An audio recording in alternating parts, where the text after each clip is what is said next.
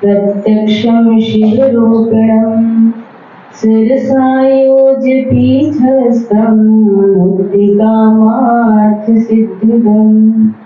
पिता तुम्ही माता तुम्ही भाई मित्र सुजान स्वामी गुरु प्रभुवर तुम्ही जैसा है मेहमान किसी भाव से ले कोई प्रेम तार का जोड़ बस तेरा ही हो रहे दुनिया से मुख मोड़ स्वामी गुरु प्रभुवर तुम्ही बदन तन प्राण सब तेरा तुम्ही मेरा यही सार सदज्ञान सब तेरा तुम्ही मेरा यही सार सदज्ञान।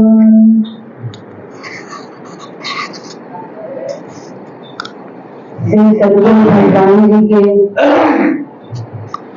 इस आध्यात्मिक पाठशाला में सद्गुरु जी भगवान के श्री चरणों में दंडवत प्रणाम निवेदित करते हुए श्री स्वामी जी महाराज को नमन करते हुए आप सबों के हृदय कक्ष में विद्यमान भक्ति प्रेम के भावों को नमस्कार है।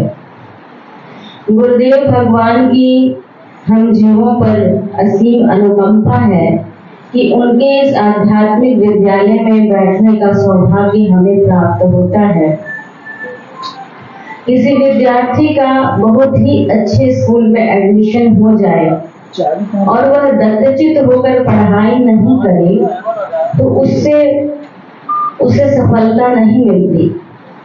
उसी तरह गुरु महाराज जी का यह आध्यात्मिक विद्यालय है जहाँ जन्म जन्म के पुण्य का जब उदय होता है, जब सारे देवी देवता प्रसन्न होते हैं, तब कहीं जाके सद्गुरु का दरबार मिलता है। इसीलिए जब ऐसा सौभाग्य हमारा जाग जाए कि हमें दाखिला मिल जाए उनके स्कूल में पढ़ने का, हम दीक्षा ग्रहण कर लें, तो जैसे किसी को आतुरता होती है कि कितना जल्दी पढ़ाई करके हम अपने कोर्स को मास्टर डिग्री हासिल करके फिर अपना जॉब हासिल कर लें। आजकल होड़ लगी हुई है, इतने सारे कोचिंग क्लासेस खुले हुए हैं कि विद्यार्थी को तरह तरह की कोचिंग के माध्यम से ये बताया जा रहा है कि ऐसे एडमिशन लोगे, इसमें इस तरह का कोर्स करोगे तो तुम्हें इस तरह का जॉब मिल जाएगा। गुरु महाराज जी के दरबार में एक पढ़ाई पढ़ाई जाती है, वह है विनम्रता की पढ़ाई, वह है सेवा परायणता की पढ़ाई, वह है भक्ति की पढ़ाई। और उसी पढ़ाई को हमें सबको पढ़ना है और मन से पढ़ना है। उसमें हमें अपने मन की बात सुननी नहीं है, न इधर उधर देखना है। किसी विद्यार्थी का एडमिशन हो जाए और वह अपने संगी साथी के साथ, सहयोगियों के साथ हंसी में, मजाक में, खेल तमाशे में व्यस्त हो जाए और टीचर आकर पढ़ा जाए और उनकी उस पढ़ाने की शैली को वह समझे नहीं, उनकी बात को वो सुने नहीं, तो उसका स्कूल जाना जो है बहुत सार्थक नहीं होता है।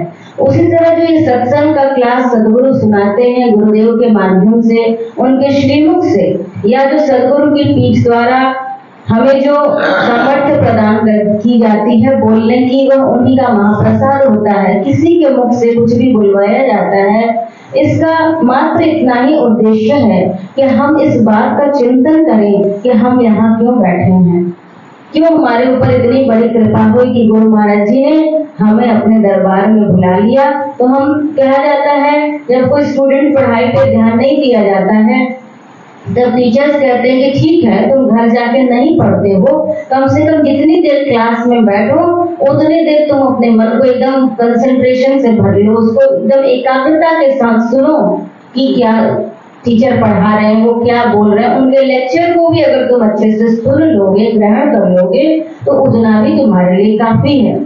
उसी तरह ये सत्संग के क्लास में जब हम बैठते हैं तो हमें अपने मन के पूर्वाग्रह को खत्म करके बिल्कुल अपने को साइलेंट करते हुए, कोई ऐसा ना हो कि हम यहाँ बैठे रहें और हमारा मन बाजार में पकौड़े खरीदता हो, ऐसा ना हो कि दिमाग में चलता हो कि वह सब्जी इतनी सस्ती है। ऐसा भी होता है। एक बार गुरु नानक महाराज जो थे वो गए किसी मस्जिद में और वहां पे एक व्यक्ति नमाज पढ़ रहे थे और वो उसको देखते रहे।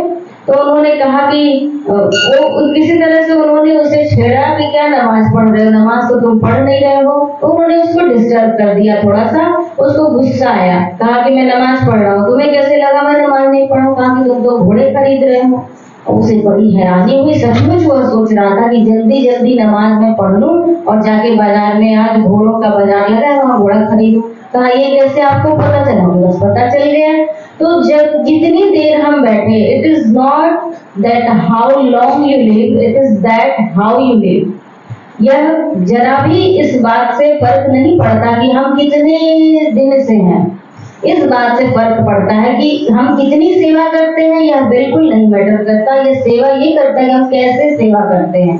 हमारी भावुकता, हमारी जो भाव की परख है, अगर हम दत्तचित होके 1 घंटे भी सेवा करेंगे तो उसका फल हमें मिल जाएगा, और अगर हम खिन्नचित्त होकर 24 घंटे की सेवा करेंगे तो उसका फल हमें नहीं मिलेगा। उसी तरह गुरु महाराज जी का यह विद्यालय जो है, इसमें मन लगा के पढ़ना है। हम परमहंसों के वंशज हैं, इतनी बड़ी गुरु परंपरा के वंशज हैं। स्वामी जी की कृपा से पूज्य माया बहन जी के आश्रम में जाने का सौभाग्य प्राप्त हुआ, इन्हीं की कृपा से प्राप्त हुआ। और वहां पे भी जलवा सदगुरु का है, सत्संग। उनकी इतने आश्रम इतने सुंदर सुंदर, और उनकी यादों से सबका हृदय इतना भरा हुआ है, तो उन्होंने अपने प्यार से, दुलार से सबके हृदय को जैसे खींच लिया है। रामकृष्ण परमहंस से किसी ने कहा कि भगवान कैसे मिलेंगे? उन्होंने कहा कि तुम रो, कहे कि रोना आता नहीं, कहा कि संसार के लिए तो खूब रोते हो, जग भर भर के रोते हो, भगवान के लिए कितनी दूर रोते हो? हमारी तड़प किस बात के लिए है? हमें रोना या हमारी आंतरिक मांग क्या है? ये जो स्वामी जी हमें मंत्र देते हैं, दीक्षा देते हैं, उसमें बैठ के यही हमें देखना चाहिए कि हमारी आंतरिक मांग क्या है, हम किस चीज से विकल हो जाते हैं। मान के प्रति हम बड़े सचेष्ट हैं कि हमें मान मिल जाए, धन के प्रति हैं हम इसके प्रति सचेष्ट हैं कि नहीं कि हमें सत्संग मिल जाए। वह एक छोटी सी कहानी है कि एक व्यक्ति नित्य सत्संग सुना करता था और एक दिन उसके घड़ी बंद हो गई और उसे समय का भान नहीं रहा, वह सोता रह गया। फिर उसे अचानक जब उसकी नींद खुली तो वह दौड़ा आश्रम की तरफ कि कहीं मेरा सत्संग तो नहीं छूट गया। देखा कि लोग प्रसाद लेके लौट रहे हैं, उसे बड़ी पीड़ा हुई। उसने कहा कि सत्संग खत्म हो गया? कि हाँ भाई, तुम तो आज लेट हो गए, सत्संग तो हो गया, हम लोग सत्संग सुन के आ रहे हैं, तुम भी जाओ प्रसाद ले लो। उसको जैसे ही सुनना था कि सत्संग खत्म हो गया, आज का सत्संग मेरा छूट गया, काहे को प्रसाद लेता, इतनी विकलता हुई उसे, इतनी तड़प हुई उसे कि वो वहीं बैठ के रोने लगा कि हाय मेरा सत्संग छूट गया, हाय मेरा सत्संग छूट गया। और ये इतना रोने लगा, छटपटाने लगा, जैसे उसे पीड़ा होने लगी, बहुत ज्यादा तड़प होने लगी। एक साधु भी, सज्जन पुरुष साधु पुरुष से जा रहे थे सत्संग सुन के, उन्होंने उसकी उस विकलता को देखा और कहा कि भगत जी ऐसा करो, आज मेरे सत्संग का पुण्य तुम ले लो और अपनी इस विकलता को मुझे दे दो। वह भोला भगत था, उसने कहा कि ठीक है आप ले लें इसे। इस तरह की कहानी है। तो जब वह ध्यान में बैठा हुआ भगत, तो उसके गुरु ने ध्यान में आके उसे कहा कि बेटे, सत्संग का उद्देश्य ही यही है कि तुम्हारे अंदर तड़प पैदा कर दी जाए, और तुमने तो चलो तुम्हारे अंदर तड़प पैदा है, उस साधु पुरुष ने तुम्हारे उस तड़प को पहचान लिया। हम पहचानते नहीं है, हम ऊपरी तौर से सबको जज करते चले हैं, जैसे कि हमें ठेकेदारी मिली है। दृष्टा भाव का क्या मतलब होता है? मतलब हम अपने आप को देखें कि प्रभु अभी भी ये कमी है, अभी भी गुस्सा आता है, जब कोई तुनका देता है तो तुरंत तुनक जाते हैं और मन खराब कर लेते हैं। प्रभु आज ऐसा हुआ, अपने मन को देखते देखते कि हमें तो ऐसा होना चाहिए था, अभी हम ऐसे ही हैं। तो हमारी तरफ हमारी आंतरिक मांग होनी चाहिए। वो भक्त इतना तड़पा और उसके गुरु ने कहा कि बेटे, जो सेवा है, जो भक्ति है, जो जो भी तुम पुण्य कार्य करते हो वह बस इस तरफ को जगाने के लिए है कि आज मुझे गुरु महाराज जी के आश्रम जाना है, आज मेरा आश्रम जाना तो नहीं छूट गया, आज सेवा तो नहीं मेरी छूट गई। और जिस दिन ये तड़प हासिल हो जाएगी हमारा काम बन जाएगा। हम ध्यान नहीं लगा सकते, ये तो ध्यान की नगरी है। बाबा अमृतानंद जी महाराज, बाबा जी की समाधि, जिनका कहना ही क्या, जो इंसान को कौन कहे, जानवर भी उनके कंट्रोल में थे। कई बार ये बात मैंने कही है। ये उनको देख के बस यही लगता है कि आप तो घंटों बैठे, मेरा मन भी ऐसा कर दीजिए ना कि हम 10 मिनट स्थिर हो जाए। आप तो 10 घंटे बैठते थे कि 24 घंटे बैठते थे भगवान की याद में। हमारा मन इतना खुराफाती कि 10 मिनट भी स्थिर नहीं रहता है। उस 10 मिनट में भी 10,000 विचार आते हैं। हम कह सकते हैं, गिड़गिड़ा सकते हैं, हम इतना ही कर सकते हैं। और वह गिड़गिड़ाना भी भीतरी गिड़गिड़ाना, जिस दिन वह हमारे अंदर तड़प जग जाएगी कि प्रभु ऐसा होना चाहिए था, आपके दर का भिखारी हूँ, इतने दिन से आता हूँ, इतना दंडवत करता हूँ, इतनी प्रार्थना करता हूँ, गुमान से कहता हूँ कि हम तो बच्चे से स्वामी जी से जुड़े हैं। बदलाव कितना आया, हमारे जीवन में रूपांतरण कितना आया, इसी से समझ में आएगा कि हमारे जीवन की सार्थकता क्या है। इसलिए अपने को आंकना चाहिए कि भगवान जी कहाँ पहुंचे। हमारी मानसिकता, हमारे हृदय की जो हमारा जो एक हार्दिक स्तर होता है, एक आदमी का बॉडी स्टाइल होता है, बॉडी लैंग्वेज होता है, बाहर की पर्सनैलिटी होती है, और एक भीतर हार्दिक स्तर होता है, एक हृदय की बात होती है जो किसी को दिखता नहीं है। वह या तो उसके गुरु महाराज जानते हैं या वो खुद भी थोड़ा बहुत जानता है। तो उसको देखना चाहिए कि आज मेरे मन में मलिनता कितनी कम हुई, कि जितना ही जैसे कोई कंकड़ फेंके, वो कहानी नहीं कहेंगे, बहुत बड़ी स्वामी जी के मुख से अच्छी लगती है, खत्म कर देंगे बोल के, कि जो कबीर महाराज की कहानी सुनाते हैं स्वामी जी की, उस साधु को गुस्सा आता रहा रिपीटेडली, और एक दिन उसने कह दिया कि माता बड़ी कृपा की। और एक महात्मा जी को किसी ने कहा कि आपको उसने बहुत गाली दी, आपको गुस्सा क्यों नहीं आया? वो महात्मा इतने सिद्ध कहते हैं कि मैंने बहुत कोशिश की, इतनी कोशिश की कि मुझे गुस्सा आ जाए।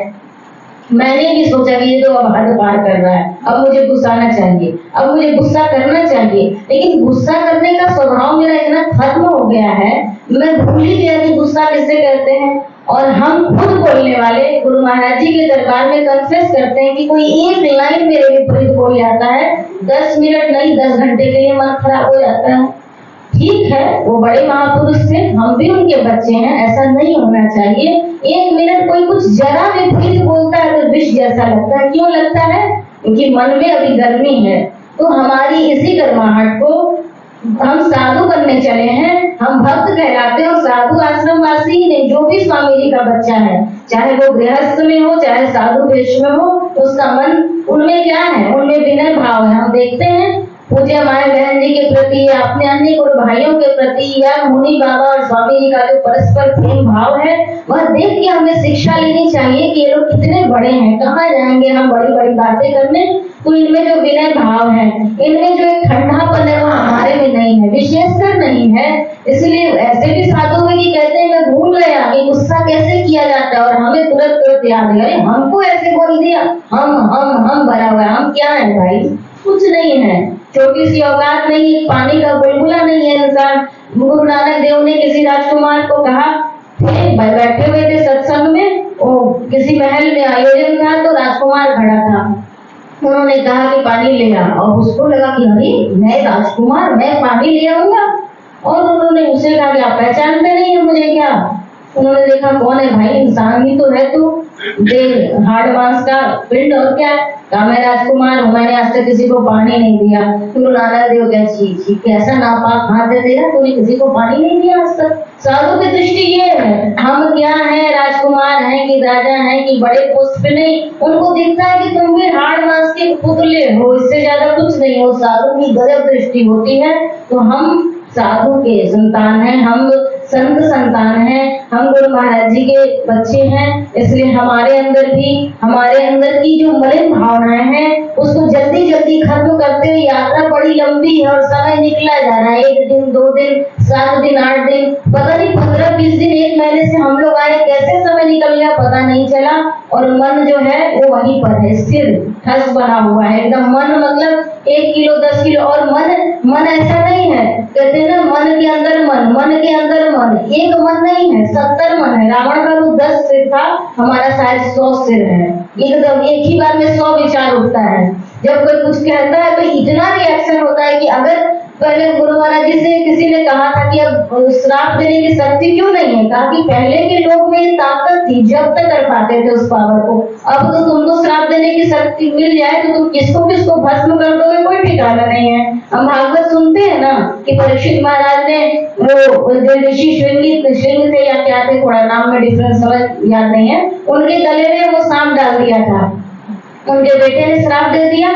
और जब ऋषि को पता चला तो इतना अफसोस हुआ उनको कि अरे इतने बड़े धर्मात्मा ने, भले उन्होंने ऐसा किया लेकिन तुमको श्राप नहीं देना चाहिए, तुमने क्या कर दिया, इतने बड़े धर्मात्मा को श्राप दे दिया, अब तो जनता एकदम त्रस्त हो जाएगी, तुमने बहुत बड़ी गलती कर दी। और उस समय ऐसा विधान निकाला गया कि अब श्राप देने का पावर जो है सीज कर दिया गया। तो हमको मिल जाए पावर, तो जो कोई तुम उल्टा बोलेगा इसको भस्म करो भाई, इतना ही है। लेकिन जो समर्थ महापुरुष होते हैं, राम जी का हम देखते हैं स्वभाव हमेशा हंसते रहते हैं, और पावर इतना है कि तुरंत। और यही बात है, जो बड़े होते हैं वो अपने सामर्थ्य को दिखाते नहीं हैं, और जिसमें उबाल जल्दी आ जाता है, मतलब एम्प्टी वेसल साउंड मच कहा जाता है ना कि खाली बर्तन में ज्यादा dub dub dub dub dub करता है, खाली है ना, जो भरा है एकदम गंभीर शांत, उसको बोलने की जरूरत नहीं है। तो प्रभु आपके दरबार में भी आके हम खाली घड़े बने रहें, यह उचित नहीं है। कृपा करें हम पे, आपके विनय भाव से, आपके व्यक्तित्व से, आपके परस्पर प्रेम सद्भाव से हमको शिक्षा ग्रहण करें, और अपने अंदर के मलिन भावों को हम समाप्त कर सकें, यही बार बार आपके श्री चरणों में विनती है। बोले दयालु सद्गुरुदेव भगवान की जय।